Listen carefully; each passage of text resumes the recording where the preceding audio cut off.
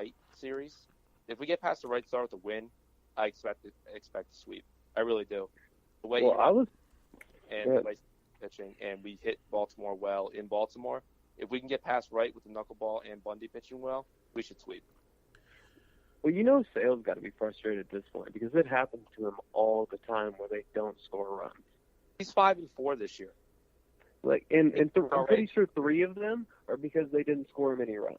Yeah, that's the crazy part. He has an ERA under 3, and he's 5-4, and he pitches, averages over 6 innings to start. But it happened last year too. I mean, it happened in his first start against, I think, Detroit or Pittsburgh or one of those, to where he almost shut him out, and they just scored him 0 runs. Yeah, I mean, when the Blue Jays start, when he had 15 strikeouts and you give him 2 runs and, went 9 innings and they had good extras? Yeah, and he got no decision for it. Brutal. Yeah, I mean, I kind of agree with David. If we do get past Bundy, with a win, then the rest of the series is looking pretty good. Because I do expect Bundy to pitch fairly well. So to get a win against him probably means the bats were, somewhat fluid compared to what they have been anyway. And we got the Mariners after that, which I believe, aren't they still leading the West? Yes, they are. Oh, they're tied, actually. Yeah, because the Rangers balked in a win for the Astros today. Nice. Is that how that happened? Yeah, A.J. Hinch came out of the dugout and told the umpires that Kella balked. And the umpires discussed it, and they were like, well, he balked, so Springer scored. Interesting. Remember the Hosmer pop fly? Yeah, so the Astros have gotten away with a couple so far. That's crazy. Yeah, I'm just looking through the standings right now. I mean, we don't really get too many opportunities to talk MLB wide stuff, but the Twins are 6 games under 500 right and now.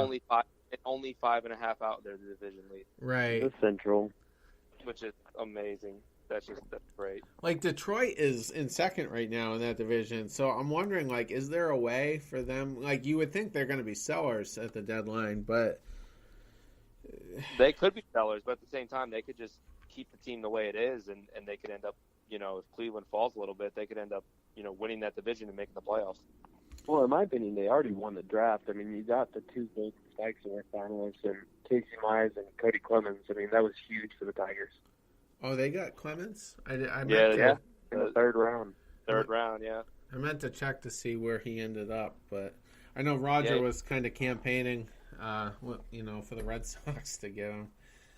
God, I wanted him. Isn't it funny how his son and Pedro's son aren't even pitchers? They're position players? Yeah, it's kind of crazy. I mean, I think actually only one of Roger's kids was a pitcher.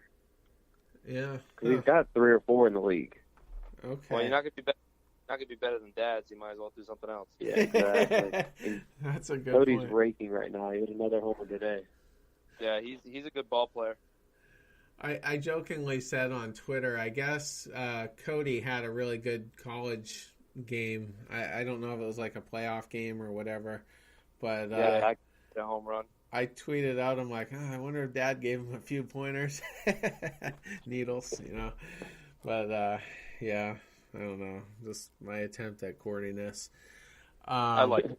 I like the effort. He's for effort. Yeah, and with the Indians, though, if you think about it, they didn't really get hot until that streak last year, or a little before it. They were having the hangover from the World Series, and then I think by July finally took off. And if they could get some outfield help, if Brantley stays healthy, and then they could bring someone in, they're actually connected to Machado too, so. If they can just get a little bit more offense there, and they probably actually need a reliever as well. Do either of you know what they're bullpen approaches. Yeah, is Miller coming back? Do we know what his status is? I have no idea. I believe he's coming back. It didn't say it was shutting him down for the year, I don't think. Okay. That's how I saw, though. I haven't checked, honestly, since he went on the field. Kluber's a Klubot again, so he's the first American League pitcher to 10 wins. Yeah, he's going to do his thing. We all know how that's going to go. Yeah, I'm pulling up, trying to see if I can grab any Miller news. Isn't the problem. It's everything else. Yeah, exactly. Their bullpen's atrocious. It's ridiculous. They never replaced Shaw, who went to Colorado. He was kind of their seventh inning guy before Miller, and then they lost that Joe Smith guy. So yeah, and it hasn't been it. It seems like not necessarily elite relievers, but they could go get an Addison Reed type guy, and I have no idea who we gave up for Reed last year. So if the market's the same, they should be able to find some help. I just remember his first inning of work when he gave up the home run. I was like, oh, this is going to go well. And then he calmed down after that. Yeah, he did calm down after that. His splits were bad from, the Mets home park to on the road. Like, they were really bad splits-wise. So that was concerning going in. I think they can get Herrera from Kansas City. Oh, yeah. And I think that would be the perfect fit. Well, and Kansas City's about ready to sell anyway. Yeah, so, imagine if they could get him, put him at the 8th spot. Joe Kelly's your 7th inning guy, and you're all set to go. And then, if that ghost of, Tyler Thornburg ever comes back, you could figure him out too. I have a article up from CBS Sports. I think this came out on Saturday, and it says that Miller is expected to toss another bullpen session on Monday, and he's already thrown a 30-pitch session on Friday. So I guess if all goes well tomorrow, they're saying he could have a rehab start sometime this week. So if their team gives them updates? What's that? It's wild getting updates from your team. Yeah, well, if he comes back healthy, a healthy Andrew Miller really changes that bullpen. Dangerous. Yeah, between him and Cody Allen. It puts up almost automatic zeros for an inning, basically. Yeah, more or less. Right. Also, looking around the league, the Angels probably won't have Ohtani for a little while. So 3 weeks, I think. Right? Is that what they said? That's what I saw. Okay. For the blister, I believe it was the blister. Yeah, it's the blister. Yeah. Oh, okay. Yeah. I'm kind of crossed up. I thought he had a UCL issue. He has a something. Yeah, UCL. I think you're right. There's something else. Yeah, but he's also got the blister that took him out of the game. Yeah, I think it's a grade 2 UCL strain, so a 3-week recovery sounds optimistic. That's scary for him. He had that plasma-rich injection, and obviously he's been throwing the ball like crazy out in Japan. Oh, that's what it was. He did. He had an injection, the same one Drew Pomeranz had. Yeah, and Pomeranz was saying that it took him quite a while before he even felt good after that. Yeah, so he has the grade 2 sprain of the UCL, and he also has the finger blister as well. So, that's a double whammy considering that we've seen guys. A lot of the Toronto squad had problems with blisters last year and kept them out, and they were struggling with throwing the ball. So he's just all messed up in that throwing arm right now. Yeah, they got that Rich Hill syndrome. Exactly. Yeah, and what's his name with the Blue Jays? Aaron Sanchez was out for a whole year. Basically. Okay. Yeah. Stroman out for a little bit, I think, and I think Happ also complained about it, and he was out.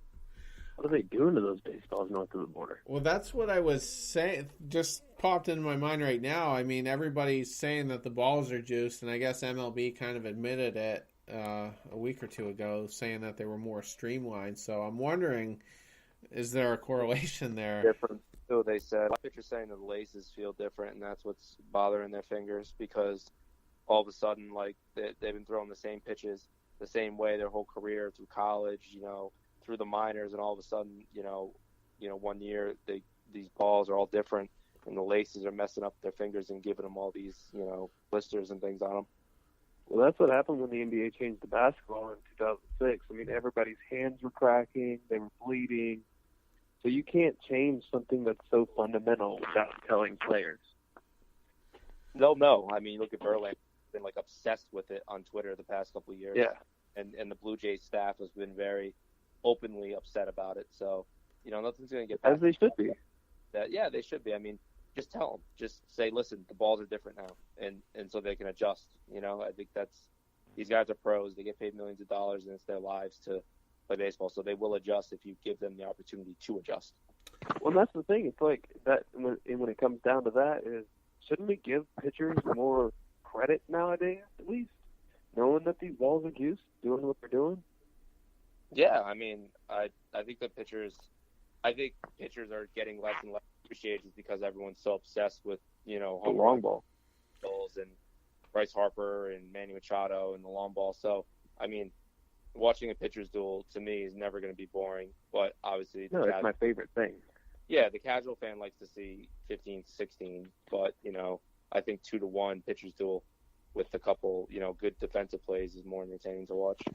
It's ironic that Manfred is kind of, I don't know if he's spearheading these things because there's a lot of science involved with changing a ball, but it's just so ironic that he's going to these lengths to oversee this stuff, and he was like the top cop as far as the steroid era goes and bringing these guys down, spending millions and millions of dollars specifically on bringing down Rodriguez, yet here he is kind of trying to recreate the steroid era with science. It's whatever brings in revenue.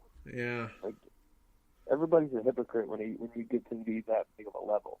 And you're going to do what benefits you. Right. And this is the same person that's trying to speed up the game, but he's juicing the baseballs. I'd rather juice the balls than the players, though, to be fair. Oh, yeah. You're right. You're 100% right. I'm definitely anti-steroids. I am as well. I think that you can just easily juice the balls and just have the guys, hit home runs that way, and it'll be entertaining, and just let everyone be on a fair playing field, because I know everyone says it like, just let steroids be legal and let everybody take them, but it's not just that. It's, steroids do mess up your body, and there's long-term damage that could be done, and also, post-career death taking them as well. So I don't think it even comes down to the whole, like, oh, everyone could take them, then everyone would. I mean, I think there's a lot of people out there that wouldn't take them and just say, all right, well, if I take steroids, I can make $20 million, or I can not take steroids and not mess up my body for my life and maybe shorten my life and make 15 or 12. I'll probably just do that. Yeah, well, not everybody can be Chipper Jones and do what he did without the steroids and be morally sound enough to not do anything. Some people need to make money for their family, and if you legalize steroids, I mean, everybody's going to take them and risk the health for the rest of their lives. Yeah. And they've come too far, though, to just go back on it now. And what I was about to say is most of the guys that fail, I know Cano failed, and he's an elite player, and he was having a great season, but for the most part, the guys that fail are the minor leaguers or the guys that are trying to bounce back, like the Marlon Birds. Like Marte. Yeah, exactly. Yeah, like DH or something to help get their body, like, quicker. Yeah, that's what usually, you're right. It's usually that. It's not like, it hasn't been since the steroid era where it was Bonds and McGuire and Sosa, and Clemens, those guys, the elite guys taking it on top of it. It's usually guys that are tweener guys trying to make it, or elite guys that, injuries and trying to get back from it. I think Cano's been on the juice. He's one of the few guys that's been on the juice probably his whole career, but right, especially the comments that Teixeira made. But, for the most part. I hate Mark Teixeira, but he was right on that, because all the guys that he hung out with, A-Rod and Melky, I guess they were his two best friends, and Heyman actually wrote an article on it, and and he was hanging out with them, and they failed. So why was he raking and supposedly clean? They failed a couple times. Yeah, true. Yeah, and Melky went through great lengths to try to. He tried to invent a supplement like his people did, and then they were going to blame his failed test on that, and I guess that all got uncovered, and then you know, he